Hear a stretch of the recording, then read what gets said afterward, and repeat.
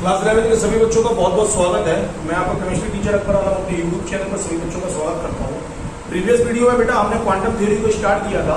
उसमें मुख्य क्वांटम संख्या, दिगंशी क्वांटम संख्या के बारे में हमने बात कर रही थी। आज का जो हमारा टॉपिक है वो क्वांटम थ्योरी के अंतर्गत है। हमने क्वांटम थ्योरी को 4 भागों में बांटने का कार्य किया था। मुख्य क्वांटम संख्या मैंने आपको पढ़ा दी थी, दिगंशी क्वांटम संख्या मैंने पढ़ा दी थी। आज हम चुंबकीय क्वांटम संख्या और स्पिन क्वांटम संख्या के बारे में पढ़ेंगे और फिर कुछ आगे के आने वाले टॉपिकों के बारे में भी अध्ययन करेंगे। कुछ सवाल भी आज हम सॉल्व करने का कार्य करेंगे। तो आइए हम वीडियो को स्टार्ट करते हैं। देखिए लिखा है चुंबकीय क्वांटम संख्या। इस क्वांटम संख्या को सबसे पहली बार m के द्वारा लिखकर प्रदर्शित करने का कार्य किया जाता है। यह क्वांटम संख्या इलेक्ट्रॉन के चुंबकीय क्षेत्र में चुंबकीय रेखाओं की उपस्थिति और उसके स्पेक्ट्रम के निर्धारण का क्या करती है, कार्य करती है। याद रखना, चुंबकीय क्वांटम संख्या जो है वह इलेक्ट्रॉन की चुंबकीय क्षेत्र में चुंबकीय रेखाओं की उपस्थिति, स्पेक्ट्रम आदि के निर्धारण का क्या करती है, कार्य करती है। इस क्वांटम संख्या को हम चुंबकीय क्वांटम संख्या के नाम से क्या करते हैं, जानते हैं, जिसे हम प्रमुख रूप से स्मॉल m के द्वारा लिखकर प्रदर्शित करने का कार्य करते हैं। तो याद रखिएगा बेटा, मैं जो आपको कॉन्सेप्ट बता रहा हूं चुंबकीय क्वांटम संख्या में, वह क्वांटम संख्या जो इलेक्ट्रॉन की चुंबकीय क्षेत्र में चुंबकीय रेखाओं की उपस्थिति, स्पेक्ट्रम आदि के निर्धारण का कार्य करती है। इस संख्या को हम चुंबकीय क्वांटम संख्या कहते हैं। इसको स्मॉल m के द्वारा लिखकर प्रदर्शित करने का कार्य किया जाता है। यहाँ पे l के किसी भी मान के लिए m का मान जो होता है -l से +l तक, शून्य से -l से +l तक रहने का क्या करता है, कार्य करता है। मतलब 0 तो रहेगा ही रहेगा, -l से स्टार्ट होंगे और +l तक प्रमुख से जाने का क्या करेंगे, कार्य करेंगे। जैसे सपोज दैट मान लीजिए कि प्रमुख रूप से हमें किसी संख्या में m का मान जो है, m चुंबकीय क्वांटम संख्या का मान ज्ञात करना है। l का मान हमें दिया है, l का मान मान लीजिए 2 दिया है। कितना दिया है, 2 दिया है। l बराबर 2 के लिए प्रमुख रूप से मान निकालो भैया। l के किसी भी मान के लिए प्रमुख रूप से m का मान निकालना है। निकालोगे तो +2 कैसे लिखेंगे, +2, +1 0, ठीक है, -1, -2 ऐसे लिखने का कार्य विस्तार कर देते हैं। सीधी सी बात, +2 से चलेंगे भैया, +1 0, -1 -2 तक आ जाएंगे। इस प्रकार से भैया हम मान को निकालने का क्या करेंगे, कार्य करेंगे। नोट देखो, नोट इंपॉर्टेंट नोट है, इनसे बहुत कुछ क्लियर हो जाता है। n के किसी भी मान के लिए यदि आपको m का मान निकालना पड़ेगा, n के किसी भी मान के लिए यदि m का कुल मान निकालना पड़े तो आंसर क्या आएगा, n²। जैसे मान लो n का कोई मान दिया गया है, मान लीजिए n का मान 2 दिया है और पूछ ले कि m का मान बता दो, तो कुछ नहीं करना, 2 का क्या कर देना है, स्क्वायर। तो m का मान कितना हो जाएगा, स्क्वायर में 4 हो जाएगा। विस्तार कर दीजिए या लिख दीजिए सीधा, इसका मान 4 होगा। इसके बाद नोट, n के किसी भी मान के लिए m के कुल मानों की संख्या 12 + 1। मान लीजिए कि हमें l का मान दिया गया है और पूछ लिया प्रमुख रूप से m का मान बताओ, तो कुछ नहीं करना है, 12 + 1 का सूत्र लगाइए, m का मान आसानी से निकलने का क्या करेगा, कार्य करेगा। सपोज दैट l का मान मान लीजिए कि प्रमुख रूप से 2 दिया है, तो क्या रखोगे, 2, l का मान रखोगे 2 तो क्या हो जाएगा, 2 + 1, 2 दूनी 4 और 1 5, तो ये आ जाएगा प्रमुख रूप से पाए जाने वाले हमारे m का मान। इस प्रकार से हम प्रमुख रूप से सूत्र के द्वारा निकालने का कार्य कर लेते हैं।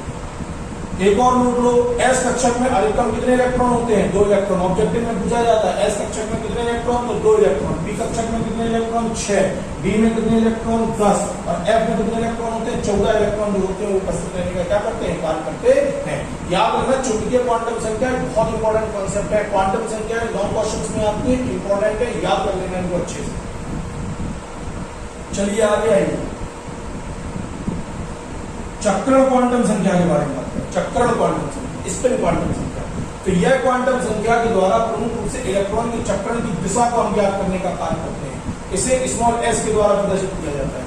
इसके द्वारा यह पता चलता है कि इलेक्ट्रॉन ऊपर की तरफ गति करने का कार्य कर रहा है कि नीचे, अर्थात प्रमुख रूप से गति ऊपर की तरफ हो रही है तो प्लस में, नीचे की तरफ हो रही है तो माइनस के अंतर्गत उसको लिखने का क्या करते हैं, कार्य करते हैं। याद रखना, इसके द्वारा इलेक्ट्रॉन के चक्रण को ज्ञात किया जाता है कि ऊपर गति कर रहा है कि नीचे गति करने का कार्य कर रहा है। इसका मान हमेशा +1/2 या -1/2। अगर ऊपर की ओर गति कर रहा है तो +1/2, नीचे की ओर गति कर रहा है तो -1/2 रहने का क्या करता है, कार्य करता है। चलो एग्जांपल्स ले लेते हैं कुछ सवालों के, फिर मैं आपको सवाल दूंगा घर पे करने के लिए, तो आप करिएगा सवाल। देखिए एग्जाम्पल नंबर 1 लिखा है, नाइट्रोजन के 2s उपकोष में दोनों इलेक्ट्रॉनों की क्वांटम संख्या ज्ञात कीजिए। देखो n का मान दिया है आगे, 2s है ना, क्या है 2s। देखो मैं सॉल्व करके बताता हूं।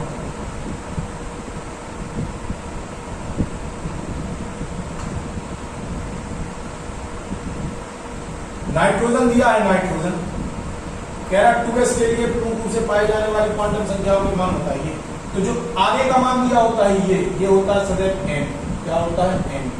ये जो होता है ये पूर्ण रूप से होता है l, m और s को हम ज्ञात कर लेंगे आराम, कोई दिक्कत नहीं। n बराबर हमें मान प्राप्त हो गया भैया 2, ठीक है।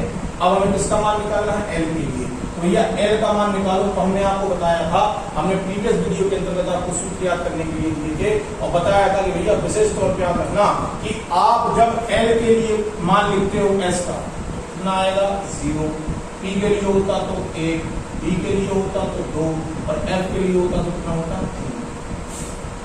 l के लिए s का मान कितना है 0, भैया याद रखना कितना आ जाएगा 0 आ जाएगा कि नहीं। भैया जब इसका मान है तो अब m का मान निकाल लो। m का मान आपने लिखा था प्लस l 0 से माइनस l लिखा था, तो भैया लगा लो सूत्र लगा लो आप। प्लस l का मान भैया 0 ही दिया गया है, भैया m का मान कितना हो जाएगा 0, विस्तार ही नहीं कर सकते किसी प्रकार से। इसके बाद आ जाओ s का मान, s का मान कितना हो जाएगा, या तो होगा +1/2 या हो जाएगा पूर्ण रूप से -1/2। इस प्रकार से पूर्ण रूप से इसको निकालने का क्या करते हैं, कार्य करते हैं। इस प्रकार से ये जो हमारा सवाल है ये इस प्रकार से क्या हो जाएगा, सॉल्व हो जाएगा। सूत्र याद है तो बहुत इजी वे में सवाल सॉल्व हो जाएंगे। हमें क्या दिया है भैया, ये दिया है 2s के लिए इलेक्ट्रॉन के मान निकालिए, 4 क्वांटम संख्याओं के मान निकालिए। आगे की जो चीज दी जाती है वो n, पीछे की जो चीज दी जाती है वो l, m और s हम पूर्ण रूप से प्राप्त कर लेते हैं। n का मान 2, l के लिए n के कुल मान पूर्ण रूप से, s का मान कितना होगा 0, m का मान निकालेंगे तो प्लस l से 0 से माइनस l तक 0 आ जाएगा, s का मान निकालेंगे तो +1/2 होगा, ज्यादा से ज्यादा क्या होगा -1/2 होगा। इस प्रकार से हम सवाल को लगाने का कार्य करते हैं। चलिए अगले सवाल में आ जाते हैं। नेक्स्ट एग्जाम्पल में आओगे, अगले एग्जाम्पल। नेक्स्ट एग्जाम्पल है हमारा दिगंसी क्वांटम संख्या l बराबर 3 के लिए सभी चुंबकीय क्वांटम संख्याओं को पूर्ण रूप से मान ज्ञात करने का कार्य करिए। तो भैया हमें दिगंसी क्वांटम संख्या दी गई है l बराबर 3, कह रहा है कि सभी चुंबकीय क्वांटम संख्याओं के मान ज्ञात कीजिए। चुंबकीय क्वांटम संख्याओं का मान पूर्ण रूप से क्या होता है m, कितना होता है m। बहुत सिंपल सा हमने सूत्र आपको बताया था, m के किसी भी मान के लिए सूत्र लगा देना -l 0 से प्लस l लगा देंगे, कितनी लगा देंगे, मान कितना दिया है 3, विस्तार कर दो +3 +2 +1 0 -1 -2 -3, ये विस्तार करेंगे, ये हमारा पूर्ण रूप से क्या हो जाएगा। आगे बात समझ में, अगर इस प्रकार से निकालना है तो इस प्रकार से पूर्ण रूप से निकाल लेंगे, ये आंसर क्या आ जाएगा 7 डिजिट गिन लो तो 7 ही होंगे, 1 2 3 4 5 6 7। इस प्रकार से हम पूर्ण रूप से इसको निकालने का क्या करते हैं, कार्य करते हैं। चलिए आगे के क्वेश्चन में है, बढ़िया क्वेश्चन, टेक्निकल क्वेश्चन। अगला देखिए, क्लोरीन के अंतिम इलेक्ट्रॉन की 4 क्वांटम संख्याओं को ज्ञात करना है। क्लोरीन के अंतिम कोष की 4 क्लोरीन के अंतिम इलेक्ट्रॉन के लिए 4 क्वांटम संख्याओं का मान लिखिए। भैया क्लोरीन का मान कितना दिया है 17। भैया इसका सबसे पहले आप के नियम से विस्तार कर लीजिए, 1:2 2:2 6 3:3 अंतिम कोष कौन सा आ रहा, पूर्ण रूप से पाया जाने वाला 3p5। इसको जरा तोड़ो तो परमाणु के पाए जाने वाले p कोष के अंतर्गत 3p5 आ रहा। चलो हम इसको सॉल्व करके ये आपको पूरा बता देते हैं सिंपल वे।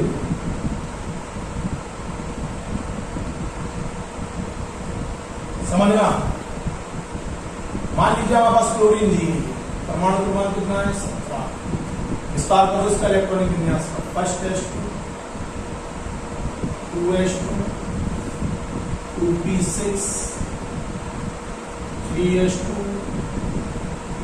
3p5 आ गया कि नहीं आ गया। 2 2 4 6 4 10 2 12 और 5 17। अंतिम इलेक्ट्रॉन, अंतिम कोष है वहां पूर्ण रूप से पाए जाने वाला अंतिम कोष क्या है p में भैया अधिकतम इलेक्ट्रॉन की संख्या होती है पूर्ण रूप से पाए जाने वाली 6, क्योंकि इसमें कोष उपस्थित होते हैं 3। कितने 3। तो देखो नियम है पाउली के अपवर्जन का नियम और हुंड के नियम के आधार पर पहले एक जैसे चक्रण करने वाले इलेक्ट्रॉन प्रवेश करेंगे, ये पहला इलेक्ट्रॉन, दूसरा, तीसरा, चौथा, पांचवा, तो 5वां इलेक्ट्रॉन यहाँ पे पूर्ण रूप से उपस्थित रहने का कार्य करता है। 3p5 है तो मैंने आपको बताया था 3p5 कैसे निकालोगे, ऐसे निकालोगे। ये आगे की चीज जो होती है, आगे की चीज ये प्रदर्शित करती है n को, ये प्रदर्शित करेगा l को, ठीक है। अब हमें निकाल लो n का मान पूर्ण रूप से कितना दिया गया है, दिया गया है कि नहीं। और l का मान निकालोगे तो l के लिए p का मान मैंने बताया था, s के लिए कितना होता है 0, p के लिए कितना होता है 1, डी के लिए कितना होता है 2, एफ के लिए कितना होता है 3, होता है कि नहीं होता है। चलो तो भैया देखो एल के लिए पी का मान कितना दिया गया है 1, कितना आ जाएगा 1 आ जाएगा कि नहीं। अब एम का मान निकालना है, इसका मान एम का मान तो सूत्र लगाओ प्लस एल से 0 सहित माइनस एल, प्लस एल से 0 सहित माइनस एल तक लगाओ भैया। एम बराबर आ जाएगा कितना दिया +1, कितना हो जाएगा +1, 0 सहित माइनस आ जाएगा कि नहीं आ जाएगा। इस प्रकार से निकालेंगे। अब निकालो एस का मान, एस का मान, एस का मान से +1/2 या -1 रहने का क्या करेगा, इस प्रकार से प्रमुख रूप से हम पाए जाने वाले सवालों को सॉल्व करने का क्या करते हैं, अंतिम इलेक्ट्रॉन देख लो कि किस कोश में जा रहा, फिर नियम लगा के आप पूरा सॉल्व कर लोगे, कोई दिक्कत सवाल में नहीं होती। अगर सूत्र आपको याद है, टेक्निक आपके दिमाग में, तो बड़े आराम से ये चीज सॉल्व होने का क्या करती है, कार्य करती। इसको हमें क्या, चलिए आगे के कुछ वीडियोस, आगे के कुछ और टॉपिक्स हम देखने का काम करते हैं। ध्यान दीजिए, खत्म हो जाएगा अब ये चैप्टर हमारा। आगे के टॉपिकों से नेक्स्ट टॉपिक है पाउली के अपवर्जन का नियम। इन चैप्टरों की सबसे बड़ी जान, सबसे बड़े टॉपिक, सबसे अच्छे टॉपिक, सबसे ज्यादा पूछे जाने वाले टॉपिकों पर चर्चा है।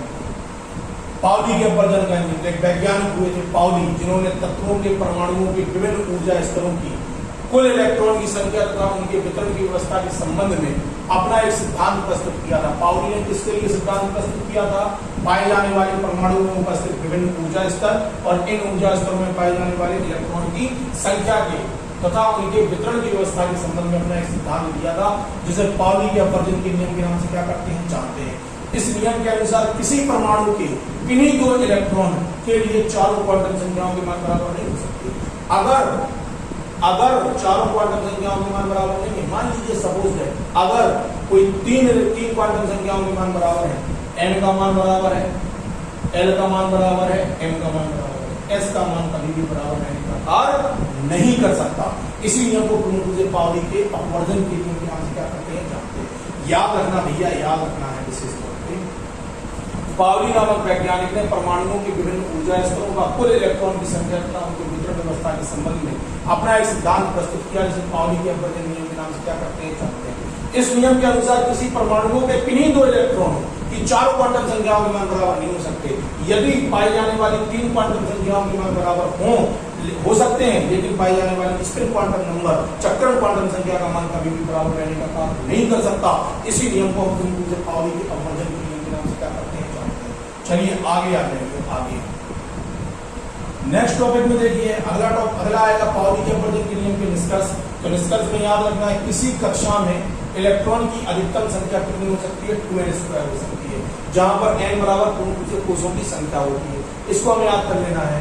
इसके बाद sp,df तथा f कोष में इलेक्ट्रॉन की अधिकतम संख्या 2, 6, 10 तथा 14 रहने का कार्य करती है। तीसरा आधा किसी कक्षक में विपरीत चक्रण की इलेक्ट्रॉनों की संख्या का मान कितना होता है, 2 होता है। इसको याद कर लेना है। अगला आ जाइए नेक्स्ट टॉपिक में हम बात करते हैं हुंड का नियम, लास्ट टॉपिक, चैप्टर खत्म। हुंड के नियम में आ जाइए, लिखा है हुंड की अधिकतम बहुलता का नियम है। तो इस नियम के अनुसार आपने प्रमुख रूप से क्या लिखा है, देखना।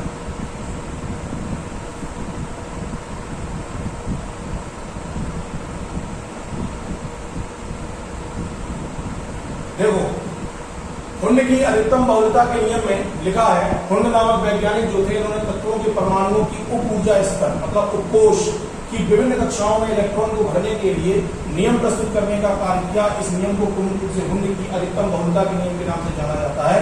इस नियम के अनुसार यह माना जाता है कि किसी उपकोष के कक्षक के इलेक्ट्रॉन तब तक युग्मित नहीं हो सकते, किसी उपकोष के कक्षक के इलेक्ट्रॉन तब तक युग्मित नहीं हो सकते जब तक कि उपकोष आधा भरने का कार्य न कर जाए। देख लो, सुन लो, समझ लो, समझिएगा इन टॉपिकों को, डिटेल समझना, इन टॉपिकों की डिटेल, थोड़ी सी डिटेल समझ लो, आपको टॉपिक क्लियर हो जाएगा। देखिए, इस टॉपिक में हम अगर छोटी सी बात रखें, तो देखो, जैसे सपोज दैट, मान लीजिए कि प्रमुख रूप से पाया जाने वाला हमारे पास कोई पी कक्षक उपस्थित है, कोई पी कक्षक हमारे पास उपस्थित है। बेटा ऑर्बिटल मैंने आपको बताए थे भैया कितने होते हैं, 4 प्रकार के, एस, पी, डी और एफ होते हैं कि नहीं होते हैं। एस में अधिकतम इलेक्ट्रॉन 2, पी में अधिकतम इलेक्ट्रॉन 6, डी में अधिकतम इलेक्ट्रॉन की संख्या 10 और एफ में अधिकतम इलेक्ट्रॉन की संख्या का मान कितना होता है? 14 होता है। भैया पी में पाए जाने वाले अधिकतम इलेक्ट्रॉन 6 हो सकते हैं। तो देख लो भैया, इनमें 3 प्रमुख रूप से पाए जाने वाले उपकोष होंगे। क्या होंगे? 3 उपकोष।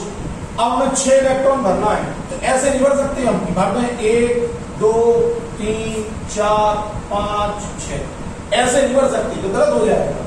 ये तरीका हमारा कैसा हो जाएगा? गलत। तो भैया पावली ने ये बोला कि पहले आधे आधे उपकोष जो होते हैं, पहले जो होंगे, पहले प्रमुख रूप से पाए जाने वाले आधे आधे कोष जो होते हैं भरने का कार्य करते हैं। जो एक समान गति करने वाले इलेक्ट्रॉन होंगे, चाहे ऊपर की तरफ गति करने वाले इलेक्ट्रॉन पहले भर जाए, चाहे नीचे की तरफ गति करने वाले इलेक्ट्रॉन पहले भर जाए, एक दिशा में गति करने वाले इलेक्ट्रॉन पहले भरेंगे। जब कोष आधा भर जाएगा कोष, तो कोष के आधा भर जाने के बाद फिर विपरीत गति करने वाले इलेक्ट्रॉन जो होते हैं प्रवेश करने का कार्य करते हैं। देखो कैसे बनेगा पी के अंदर, ऐसे बनेगा, ऐसे बनेगा। ये गलत है मैटर, ठीक है। नया मैटर देखो कैसे, एक इलेक्ट्रॉन प्रवेश कर गया, ये दूसरा इलेक्ट्रॉन, ये तीसरा इलेक्ट्रॉन, ये अयुग्मित है। अभी अयुग्मित मतलब जोड़े में नहीं है, अयुग्मित इलेक्ट्रॉन इसके अंतर्गत उपस्थित है। लेकिन देखो सब ऊपर की तरफ गति करने का कार्य कर रहा है, सबकी स्पिन क्वांटम नंबर +1/2 है, मतलब सदैव ऊपर की ओर गति करने का क्या कर रहे हैं? ये कार्य कर रहे हैं। अब जब ये आधे आधे वर्ग है, इनको लिख लो, बच्चों गलती नहीं करना है। 1 2 3 लिख लिया कि नहीं लिख लिया? अब देखो 3 और बचे हमारे पास, तो चौथा, पांचवा, छठवां, तो चौथा इलेक्ट्रॉन इधर, पांचवा इधर, छठवां इधर। इस प्रकार से हम इसको भरने का क्या करेंगे? कार्य करेंगे। तो ये जो हमारा टॉपिक लग गया, इस प्रकार से पावली नामक वैज्ञानिक, जो हुन नामक वैज्ञानिक थे, उन्होंने प्रमुख रूप से इसको बताने का क्या किया था? कार्य किया था। हुन का केवल इतना सा कॉन्सेप्ट था कि किसी भी उपकोष में पाए जाने वाले इलेक्ट्रॉन तब तक युग्मित होने का कार्य नहीं कर सकते जब तक कि एक समान गति करने वाले या एक दिशा में गति करने वाले इलेक्ट्रॉनों से उपकोष आधा आधा भरने का कार्य ना कर जाए। जब ये आधा आधा भरने का कार्य कर जाएगा, तो इसके आधा भर जाने के पश्चात प्रमुख रूप से पाए जाने वाले विपरीत गति करने वाले जो इलेक्ट्रॉन होते हैं वो भरने का क्या करते हैं? कार्य करते हैं। इसी नियम को हम प्रमुख रूप से हुन के नियम के नाम से क्या करते हैं? इसको हमें विशेष तौर पे याद रखना है। चलिए आगे की तरफ आइए, आगे का टॉपिक देखिए। हुन के नियम के अनुप्रयोग देखो। पहला, उपकोष के स्थायित्व को व्यक्त करने के लिए इसको उपयोग में लाया जाता है। फिर इसके बाद अयुग्मित इलेक्ट्रॉनों की संख्या को ज्ञात करने के लिए उपयोग में लाया जाता है। उपकोष के इलेक्ट्रॉन की नाभिक के प्रति आकर्षण को व्यक्त करने के लिए उपयोग में लाने का हम क्या करते हैं? कार्य करते हैं। युग्मित और अयुग्मित इलेक्ट्रॉन और समझ लो, यदि पाए जाने वाले प्रमुख रूप से किसी परमाणु के अंतर्गत, किसी परमाणु के कोष के अंतर्गत यदि पाए जाने वाले इलेक्ट्रॉन इस प्रकार से उपस्थित है, देखो जैसे ये मान लीजिए, जोड़े में नहीं है, सीधी सी बात, 1 2 3 4, आप इसको समझिए, 1 2 3 4 5 इस प्रकार से। तो पूछ लेगा तुमसे ये कोष युग्मित है कि अयुग्मित है? देख लो भैया, इसमें पाए जाने वाले प्रमुख रूप से 2 तो युग्मित हैं, 2 कक्ष जो हैं वो युग्मित, लेकिन एक कक्ष जो है कैसा है? अयुग्मित, जोड़े में नहीं है। अगर जोड़े में नहीं है तो कक्ष प्रमुख रूप से कैसा कहलाएगा? अयुग्मित कहलाएगा। और अगर जोड़े में है प्रमुख रूप से युग्मित कहलाएंगे। तो इस प्रकार से हम युग्मित तथा अयुग्मित को ज्ञात करने का क्या करते हैं? कार्य करते हैं। इस प्रकार से बेटा हमारा ये जो टॉपिक है, सेकंड चैप्टर जो है वह फिनिश होता है, कंप्लीट होता है। अब हम थर्ड चैप्टर के ऊपर चलने का कार्य करेंगे। मैं आशा करूंगा सभी बच्चों से कि मेरे वीडियो को देख लें, लाइक कर लें, चैनल को सब्सक्राइब कर लें, और जो कॉन्सेप्ट नहीं आता है मुझसे पूछने का कार्य कर सकते हैं। इसी आशा के साथ मैं पुनः आपके साथ नए वीडियो के साथ कर सकूंगा। तब तक के लिए धन्यवाद, बहुत बहुत आभार आपका। Thank you.